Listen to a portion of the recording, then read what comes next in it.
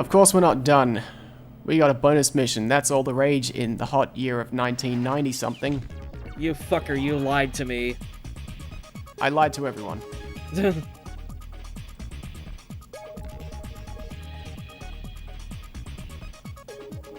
So this was the final mission of, I think it was the general resource route. And in the Japanese version, it was like a really kind of haunting mission, at least in the beginning, because it was basically everyone that you have been flying with, everyone is dead, you're the only one left, and now you have to fight a bunch of unmanned planes that are attacking for a reason that you don't know.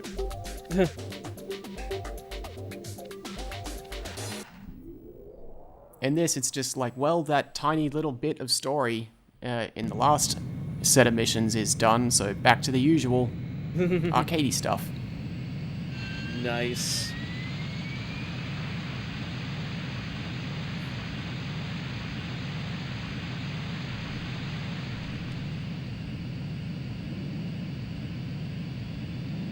And I'm not messing around here, so I'm immediately going to where I know they're going to show up, because I have got like not a lot of time to destroy all of these XR 900s and get the A rank. And I love that the mission starts you off by flying straight into the sun so that you have no shot of actually seeing where they are. Oh, there they are.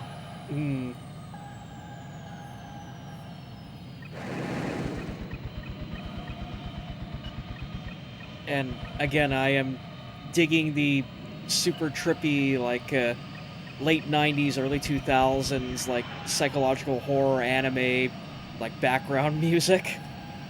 Yeah, and that was part of what made it such an effective atmosphere in this mission, in the original. Like, So all I need is to get like a few hits in on just one of them, because people who are familiar with this mission will know that you can't just destroy these things.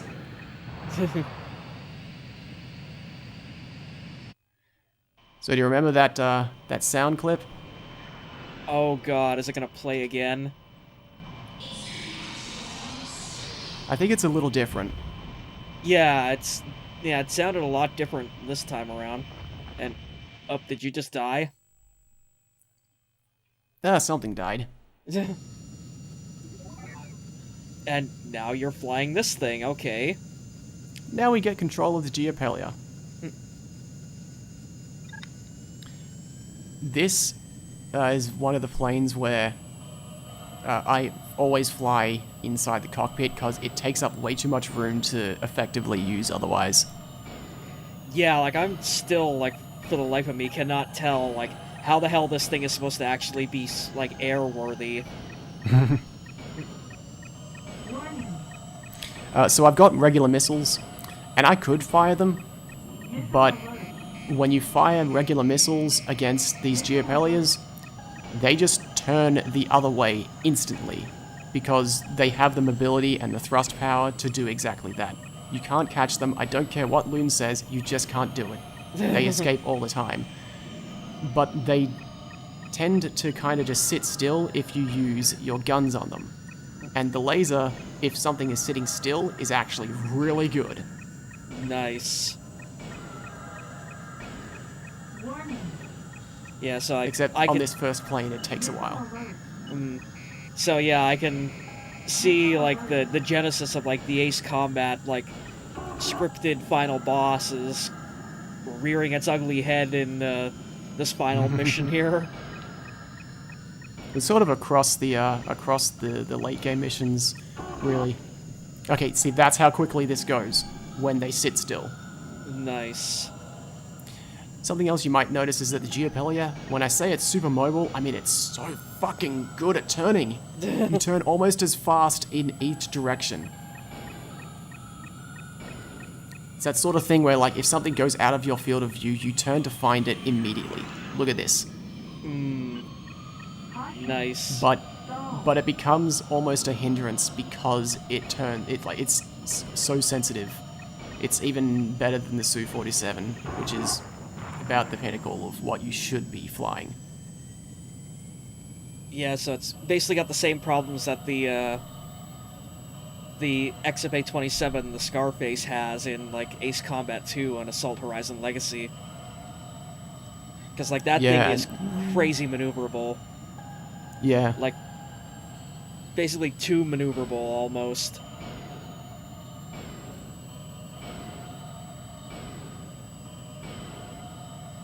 So I take it the laser is infinite, right, for ammo? Oh, all the guns are in this. And it's sort of like it's not like the railgun in 6 where all you needed was a split second to hit the target.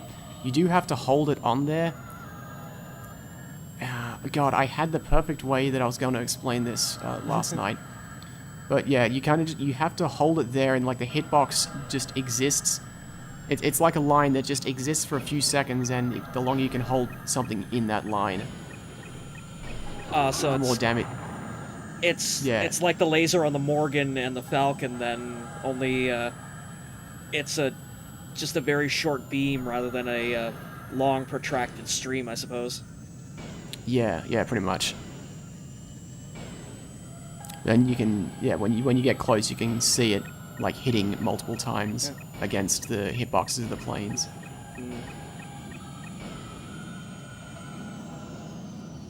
The great thing about these planes, like all of these super planes, is that anytime it tries to tell you that you're about to stall out, you can jam on the thrust and you get out of a stall. You don't ever have to. You don't ever have to actually be smart about it.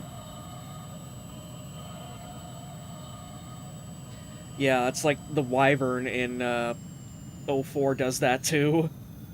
It's like the thing just goes so fast on its own. Like you would have to like actually engineer a stall situation consciously in order to get that damn thing to stall. And even then, it's stupid easy to recover from one in it. Burn in the rays of the sunlight. Bang! And the explanation was, it was Ouroboros again. And so that's it. That's game complete then, right? This was the final mission of, like, Electrosphere, quote-unquote, the North American version. That's it. That's mission 36.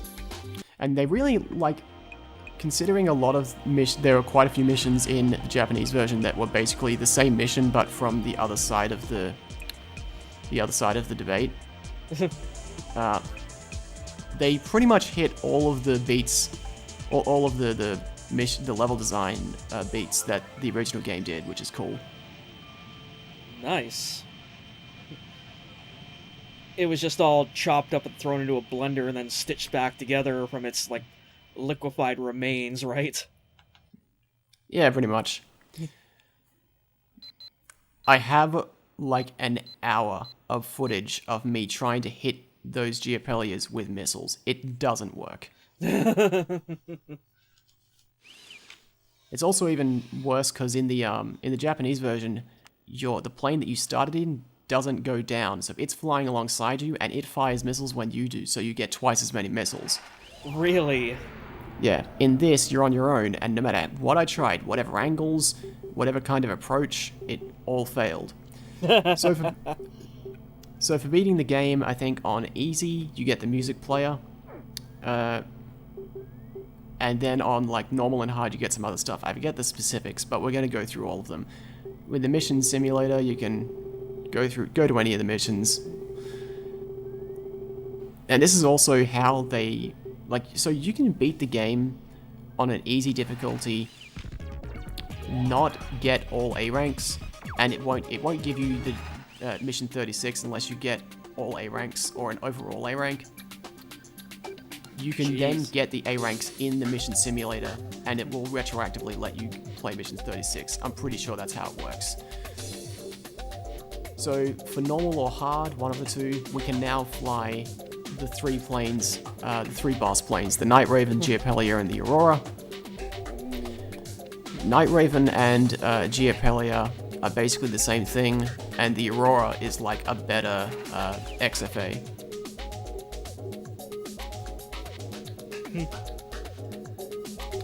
Why would they default to the Merv, honestly? OSL, we'll take a look at that in a second. Oh, just from the icon of it, I can tell that is going to be amazing. This is also... Okay.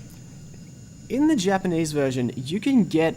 The game gives you the spread, the unguided bomb, like, throughout the game, just for whatever plane and mission requires it. In this version, you don't get it ever. You have to beat the entire game, and then it suddenly unlocks for every plane that... for every regular plane. It makes no sense, and it's not like it makes too many missions that drastically easier. I mean, it makes this mission drastically easier, but there aren't that many heavy ground assault missions where a lot of the targets are clumped together. But yeah, it's just like, it's such a weird decision. Wow. And like, is that the way it is in the Japanese version too? No, it just gives it to you, like, whenever the mission requires it in the Japanese version.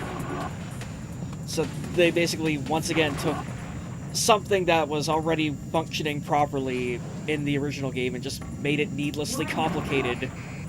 Yeah, like, it's not really... It's not a unlockable that you would consider.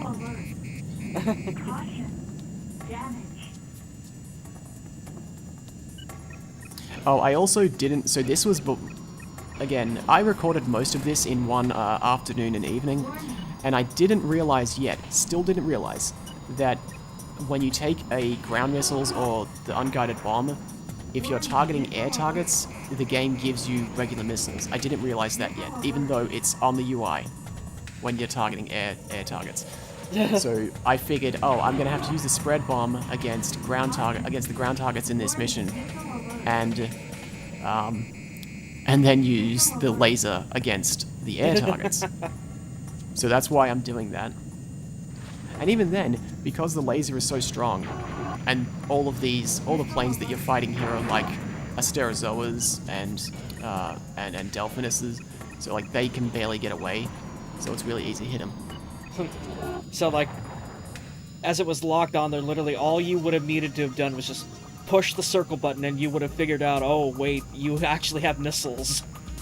Yep, I don't remember when it was shortly after this, I think. It's like, or it was while I was editing, the very first video where it does the ground missiles thing. It might have been then. Because like, yeah, like, nice C rank. But yeah, like, you would have thought, like, you know, just like through playing, like, your finger would have just slipped onto the circle button and it would have fired off a missile, but... Yep. Jesus. Nope. So yeah, Night Raven, basically the exact same plane as the Geopelia, and also super huge, so I fly it in first person. Why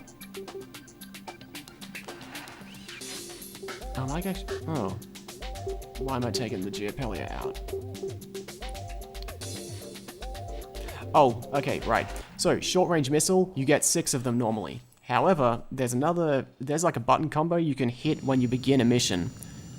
There are several button combos you can hit, and one of them replaces whatever missile weapon you have equipped with a different missile weapon from a plane that you only get to use once otherwise. Yeah, I can see that stupid high ammo counter. Oh, yes! I mean the Geopelia gets 200 missiles anyway, but yeah, so you get the plasma beam shots from the Starfighter. And these things have super good tracking. So, again, here's a question that I ask because, like, I've not really paid attention to or have forgotten the majority of both of your and Loon's LPs, but do you actually get to fly, like, once you unlock free mission and free plane select and everything, can you take the Starfighter into non-space missions? No. Fuck. You also don't get to fly the Blackbird in regular missions, and vice versa. Oh, that's a wasted opportunity.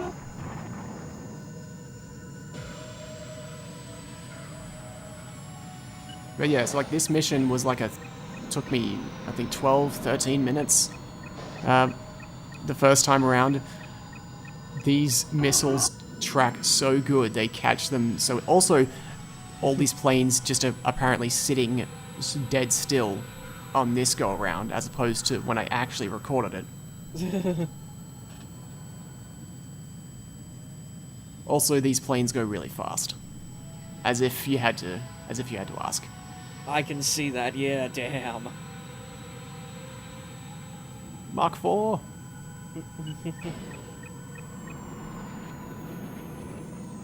And stops at 0 in like a second.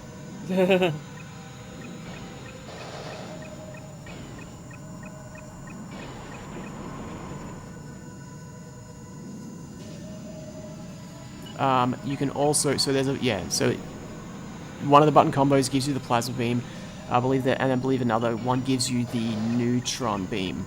I think, so you have to beat the game, that's what I think it is. I think you beat the game on normal, and it gives you the spread bomb, and if you beat it on hard, it gives you the OSL. However, if you beat the game, and you're in the mission simulator before you beat the game on normal and hard, you can also put in button combos to get the spread bomb and the OSL. Anyway, that's enough of that. Naturally, we want to check out what the OSL does. Yeah, that's an intriguing special weapon there. So, we're going to go back to the Aurora mission. This was where we destroyed the Night Raven and fought the Aurora. Both of them took like 10 missiles each to go down. It was kind of a pain in the ass. OSL, if you hadn't been paying attention to the graphic, stands for Orbital Satellite Laser.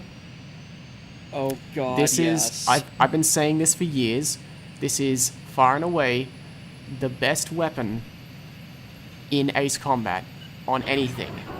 Dead.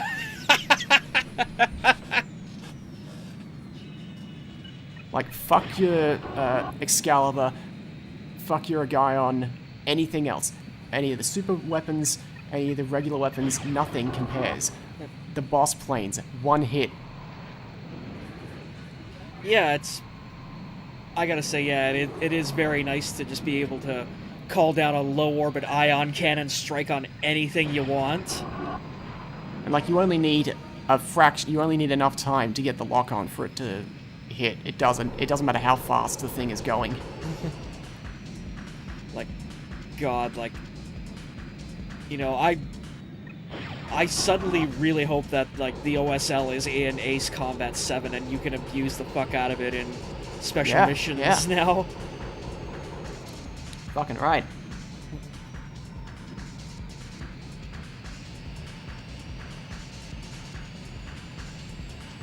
Warning.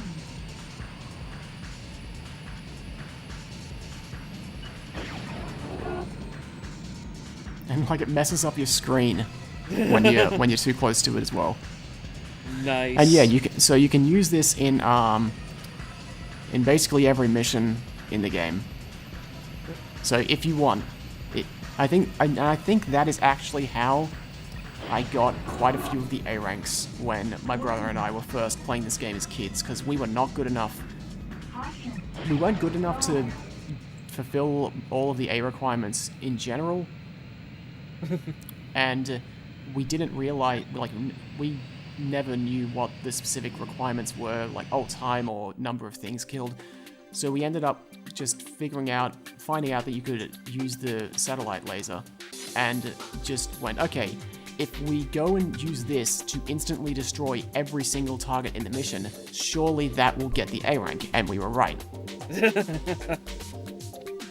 That was the best shot that I could get. Aww. The model just breaking up into triangles.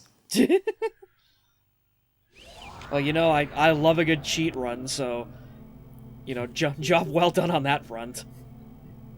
Oh yeah, so the only restriction on the OSL is that they were intelligent about it, obviously. You don't get to use it in any environment where you wouldn't actually have line of sight to the laser. So you can't use it in the Geopelia missions, the Geofront missions, because you're underground, and you can't use it in space either. Yeah, because God forbid they flip the damn thing around so it can fire up. Although, if you remember, those were the targets that we were actually destroying in space. We were destroying 4 OSL satellites. Oh. So that was a pretty key mission in the Japanese version. It was like, okay, this is a real threat. They have 4 of these. We want to destroy them immediately. Or they have a network that is based around 4 satellites in any case. Because, yeah, Jesus.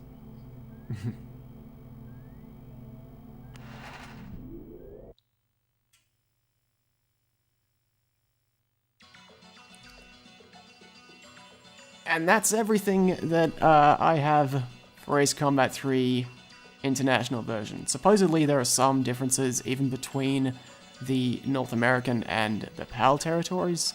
I forget what they were. I think it was like, oh, there might be some voice clip stuff that is in the North American that isn't in PAL. Oh yeah, that's basically the game. Warts and all. But yeah, so even with all of the things that this is missing, I love this game, and I loved it when it came out. And what do I want you to imagine? All that stuff that you just saw. Like, imagine a full game, 29-ish missions of good level design, good mission structure. That was all fun to play, and because I'm a kid, I don't care about that there's a story or not, and it doesn't really bother me. But you go through all of that, and then you get this mission where it's like, oh, defend Megafloat. Out of nowhere, a cutscene comes along where one plane single-handedly destroys Megafloat. Blew my mind. And then it's like, and then it railroads you into 6 missions in a row of like, oh man, you've got to track down this plane. It's like, go through this long tunnel run and fight it underground, and now you've got to fight it, and it's taking so many hits to go down, and then you finally destroy it, and then you have to destroy the other super plane that's now there, and you go into this weird like Matrix world that I didn't understand what any of that was. And so it was the sort of thing where like this little glimpse of what could be or what story they had concocted for this version made me go, oh man, I just want so much more of that. I want another like 5 games of that. And that's why like going from Electrosphere, and we played this in like 2001, 2002, when 2004 comes along, and I find out that there's a new Ace Combat game. It's, oh shit, it's on the PS2. And the first thing that comes up after like the opening cutscene, the first thing in the story mode is this really solemn narration of this boy's parents going down. I'm like, fuck, that is like exact, and the gameplay was still great. I'm like, this is everything that I wanted. So it's like, what I love Electrosphere for most of all is that it introduced me to the series, because I probably wouldn't have cared otherwise. Well, thank you, Frozen Treasure, for showing off this version of Ace Combat 3. You did an absolutely spectacular job at it. Thank you. Thanks to you and Lutex and everybody else who joined in to help keep me company on this road. It was a great pleasure, yeah. So now basically we just have to sort of just sit here and wait to see if some crazy bastard is actually going to go and do a 3rd LP of Electrosphere showing off the actual finished version of Project Nemo now. I could see it happening. I might do that just because I want to play that. Is it actually finished now?